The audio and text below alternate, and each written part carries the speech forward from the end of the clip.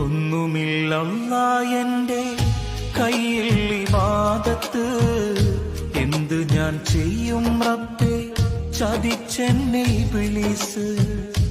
ഓർക്കുവാൻ വയ്യ റഹീമേ നിന്റെ അദാബ്, ഈ തൗബ സ്വീകരിച്ച് എന്നെ നീ നന്നാക്ക്, ജഹന്നമിൻ വിറകാക്കല്ലേ അല്ലാ.